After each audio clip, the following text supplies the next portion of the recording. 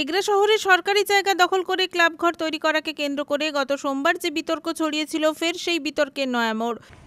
Town ক্লাবে থাকুক আর এরা চেয়ারে বসে থাকুক, তৃণমূলের কাজটা হচ্ছে সকাল থেকে উঠলে কোথায় কে কোথায় জায়গা মেরে নেবে, কোথায় চুরি করবে, এইসবই হচ্ছে এদের কাজ। আপনি দেখলেন এরা সরকারি জমি থেকে উচ্ছেদ করে সরকারের হাতে নেওয়ার চেষ্টা করছে, অথচ জায়গাটা দখল হয়ে যাচ্ছে আবার টাউন ক্লাবের নামে তরুণবাবুর কাছে। একইভাবে আমরা আশঙ্কা করছি এগরাতে আমাদের বহুদিনের পুরনো আমাদের ট্রেড ইউনিয়নের যে অফিস ছিল, সিআইটুর অফিস, সেই অফিসটা ভেঙে ফেলা হলো, আর পাশেই তৃণমূলের পার্টি অফিস নতুন করে তৈরি হলো। মানে পরিস্থিতিটা আমরা পরিষ্কার বুঝতে পারছি, মমতা ব্যানার্জির রাজত্বে এই কয়েকটা লোক, এরা যারা প্রত্যেকটা এলাকায় আছে, এরা চুরি করে ধান্দা করে খেতে চাইছে। ধান্দাবাজির ফসল হচ্ছে এই জায়গাগুলোতে পৌঁছেছে। এগরা পুরসভার চেয়ারম্যান স্বপন নায়ক অভিযোগ করেছিলেন, এগরার বিধায়ক তরুণ কুমার মাইতি এবং সভাধিপতি উত্তম বারিকের উপস্থিতিতে সরকারি জায়গা দখল করে এই ক্লাব উদ্বোধন হয়েছে। কিন্তু এই দিন সকাল থেকেই সমাজ মাধ্যমে বেশ কিছু ভিডিও ভাইরাল হয়েছে। তাতে দেখা যাচ্ছে এগরার ওই টাউন ক্লাবের খেলা এবং স্বাধীনতা দিবস উদযাপনে উপস্থিত আছেন খোদ চেয়ারম্যান স্বপন কুমার নায়ক নিজেই। যেই ক্লাবের বিরুদ্ধে তিনি নিজে সোচ্চার হয়েছেন, ঠিক সেই ক্লাবের বিভিন্ন অনুষ্ঠানে নিজে বহুবার উপস্থিত ছিলেন। যদিও তাকে এই বিষয়ে জানতে চাওয়া হলে তিনি বলেন, কয়েক বছর আগে ওই জায়গায় শ্রমিক সংগঠনের উদ্যোগে স্বাধীনতা দিবসের পতাকা উত্তোলন করতে গিয়েছিলেন। পেছনে ওই ক্লাব ছিল, তাই তারা ছবি তুলেছে। সেই ছবি দিয়ে তার বিরোধিতা করার চেষ্টা করছে বলেই দাবি চেয়ারম্যান স্বপন নায়কের। বলা নেই, এটা ছবিটা আমি তো জানতাম না, দেখলাম তরুণ মাইতির মোবাইলে আমাকে পোস্টিং করেছে। ব্যাপার হচ্ছে 5-6 বা 7 বছর খানিক আগে আমি অনেক দিনই ন্যাশনাল ফ্ল্যাগ তুলতে যাইনি। জাতীয় পতাকা উত্তোলনের দিন সেখানে যে INTTUCর একটা ইউনিয়ন ঘর ছিল, এখন তুলে নিয়েছে, সেইখানে আমরা পতাকা উত্তোলন করার পরে, যেহেতু এখানে ট্রান্সপোর্ট ডিপার্টমেন্টের টাকায় চাতাল আমাদের করা হয়েছে, ওখানে কংক্রিট দেওয়ার, সেখানটায় ঘরে তো ঢুকিনি। সেই বিল্ডিং থেকে 20-25 ফুট দূরে আমি ছবিটা দেখলাম, ওটা মাতৃসংঘ লেখা আছে না কি আমি জানতে পারছি না, সেখানে আমাদের তৃণমূল কংগ্রেসের সমর্থক যারা পদাধিকারী দাঁড়িয়ে, আমার নাতিও সেই ছবিটাই আছে, লক্ষ্য করে দেখবেন, সেখানে একটা ফটো তোলা হয়েছিল। তো ব্যাকগ্রাউন্ডে বিল্ডিংয়ে কার যে ধরুন কাউন্সিলর পদে দাঁড়িয়েছে তার নাম বা অমুক নাম তমুক নাম থাকতেই পারে। সেখানে তো আমরা ঢুকে কিছু করিনি, সেখান থেকে পিছনে দেখা যাচ্ছে মাতৃসংঘ ক্লাব, সেখানে ঢুকিয়েও নি। যা আমাদের 15ই আগস্ট সেখানে আমার দলীয় সংগঠনে ফ্ল্যাগ হোস্টিং হয়েছিল, INTTUCর তরফ থেকে ফ্ল্যাগ হোস্টিং করে বাইরে আমরা দাঁড়িয়ে চাতালে দাঁড়িয়ে ছবিটা তুলেছি। এই হয়েছে ঘটনা। এবং সেটা এখন বিরোধিতার নামে বিরোধিতা করতে হয়, সেই জন্যই এইসব জিনিস কাউন্টার দেখিয়ে এইসব কথাবার্তা হচ্ছে, আর কিছু না। আমার দেবাশিস, আমি তো তোমাদের বলেছি, বাচ্চুয়ে গেছে আমাদের কাউন্সিলর 8 নম্বরে, তার এলাকা তার হয়তো ব্যালেন্স করতে আমন্ত্রণ করেছে, সে গেছে, তাকেও আমি বলেছি যে আমি যাব না সেখানটায়। তরুণকেও আমি বলেছি যাওয়ার কথা নয়, তুমি এলে সামনে বিধানসভা নির্বাচন, উত্তম আমন্ত্রিত ব্যক্তি, উত্তম জানে না সে জায়গার ডেফিনেশন বা কী গণ্ডগোল, সে এসছে, তাকে ওয়েলকাম করা যায়। কিন্তু তা বলে তরুণের যাওয়াটা এখানে রাজনৈতিক করাতে ব্যাপারে যাওয়াটা ঠিক হবে, এই তো কথা, আর তো কোনো কথা নেই এতে। তবে এই ঘটনায় এগরা শহরের তৃণমূলের মধ্যে গোষ্ঠী কোন্দল প্রকাশ্যে।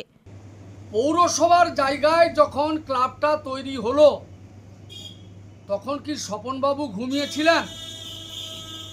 পৌরসভার জায়গায় ক্লাবের ঘর হচ্ছে, পাকা বাড়ি হচ্ছে, উদ্বোধন পর্যন্ত গড়ালো কেন?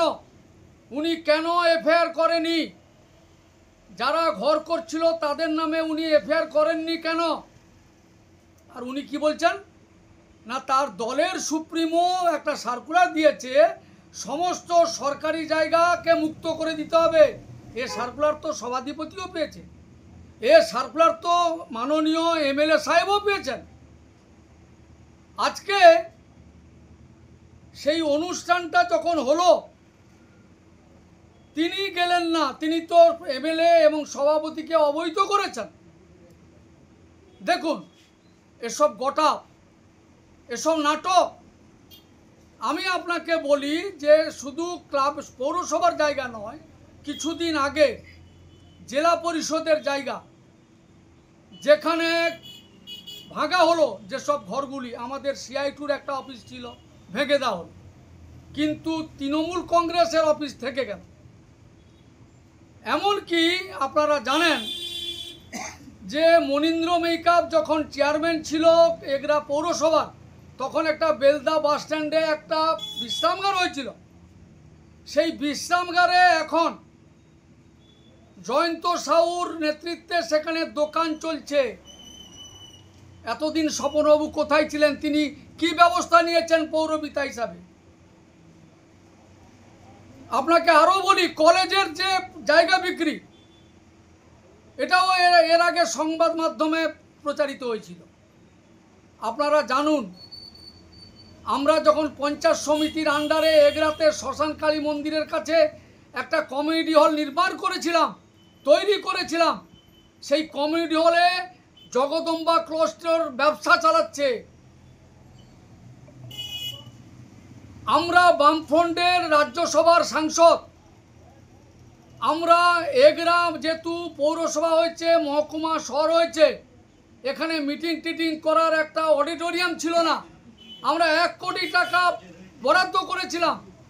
ওই পৌরসভার বিল্ডিংয়ের সন্নিকটে ওখানে কাজ শুরু হয়েছিল। আমি দায়িত্ব নিয়ে বলছি, ওই 1 কোটি টাকার 75 লক্ষ টাকা মাটির নিচে চলে গেছে, বাকি 25 লক্ষ টাকা জেলায় পড়ে আছে। তৃণমূল কংগ্রেস যে দলটি, এরা স্বজন পোষণ করবে না, চুরি করবে না, তোলাবাজি করবে না, সরকারি জায়গায় অধিগ্রহণ করবে না, এটা তো হতে পারে না। এটা পশ্চিমবঙ্গের সব মানুষ জেনে গেছে। যে আমাদের স্বপনবাবু বলছেন যে তিনি এখন যাননি, 5-7 বছর আগে গেছিলেন। আজকে বর্তমানে তৃণমূল কংগ্রেসের এমন একটা পরিস্থিতি বা এমন একটা কালচারে এসে দাঁড়িয়েছে যে যদি বিরোধীরা মাথা তুলে দাঁড়ায়, বিরোধীরা সঠিক কথা বলে, আন্দোলন করে, তাদেরকে কেস দিয়ে ঘরে ঢুকিয়ে দাও বা তাকে বিভিন্নভাবে জব্দ করে দাও। আর নিজেদের কর্মীরা যদি কেউ, নেতারা বা কর্মী যদি কেউ একটু সাহস করে মুখ খোলার চেষ্টা করে, সত্যি কথা বলার চেষ্টা করে, তাহলে সেক্ষেত্রে তাকে বিভিন্নভাবে হেনস্থা করা, তাকে বিভিন্নভাবে মিথ্যাভাবে ফাঁসানো, এটাই তারা করে থাকে। আজকে আপনাদের বাইট মারফত আমি দেখলাম যিনি বলছেন যে বিধায়ক সাহেব নাকি এই ছবিটা পাঠিয়েছেন। তাহলে বিধায়ক সাহেব কি জানান না এই ছবিটা কবে তোলা হয়েছিল? যদি তিনি কালকে পরশুদিন গিয়ে থাকতেন তাহলে নিশ্চিতভাবে তিনি এর বিরুদ্ধে মুখ খুলতেন না সংবাদ মাধ্যমে। তার মানে একটা ভয় দেখানো। হয়তো এটাও হতে পারে যে বিধায়ক সাহেবের হয়তো আরও অনেক কুকীর্তি উনার জানা আছে, যাতে আর না প্রকাশ করেন, তার জন্য তিনি ছবি দেখিয়ে শাসাচ্ছেন। হতেও পারে, আমরা জানা নেই, আমাদের মনে হলো যে হতেও পারে, তাই সেই কারণে হয়তো তিনি বারংবার এইরকম ছবি পাঠিয়ে তিনাকে ভয় দেখানোর চেষ্টা করছে। আসলে এটা তৃণমূলের কালচার। তৃণমূল যেখানে পারে না, যেখানে তাদের কর্মীরা একটু স্বচ্ছ ভাবমূর্তি নিয়ে থাকার চেষ্টা করবে, তাকে বিভিন্নভাবে ফাঁসানোর চেষ্টা করবে। সেটা তাদের দলীয় কর্মীদের দ্বারা হোক, পুলিশ প্রশাসন দ্বারা হোক। স্বপনবাবু অত্যন্ত ভালো কাজ করেছেন। একটু বিবেকবোধের, চেতনার বোধে হয়তো তিনি মুখ খোলার চেষ্টা করেছেন, তো সেটাই ওনার কাল হয়ে দাঁড়িয়েছে। তাকে বিধায়ক সাহেব সরাসরি ছবি পাঠাচ্ছেন, ধমকি দেখাচ্ছেন। ছবি পাঠানো মানেই ধমকি দেখানো, তিনি ধমকি দেখাচ্ছেন। তো এইসব বিষয়ে ওনাদের দলের বিষয়ে ওনারা জানবেন, কারণ এই দলের তো কোনো সিস্টেম নেই। কারণ এখানকার সুপ্রিমোর নিয়ম বিধায়ক মানছে না, আবার পৌরসভার যেটা চাইছে সেটা বিধায়ক করতে দিচ্ছে না। আসলে এটার কালচারটাই এরকম। তৃণমূল কংগ্রেস মানেই চোর, আর তৃণমূল কংগ্রেস মানেই দুর্নীতিগ্রস্ত, আর তৃণমূল কংগ্রেস মানেই তোলাবাজ। এদের বিষয়ে বলার কিছু নেই। ওদের নিজেদের দলের কর্মীদেরই কন্ট্রোলে ওদের নেতাদের হাতে নেই। সেই সমস্ত নেতারা কি করে বলে যে আমি এগারা মানুষের কথা চলবো, এগার মানুষের কথা শুনবো, এগারা মানুষের উন্নতি করব? আগে নিজের দলের কর্মীদের সামলান, তারপরে গিয়ে না সাধারণ মানুষের কথা ভাববেন। এদের ব্যাপার এরা বুঝে নিবে, এদের বিষয় আছে, এটা বুঝে নেবে। কিন্তু সাধারণভাবে এই যে ভয় দেখানোর রাজনীতিটা, এগুলা থেকে বিদায় নিলে আমার মনে হয় এটা ভালো হয়। পুলক বেড়ার রিপোর্ট, খবর BCBS।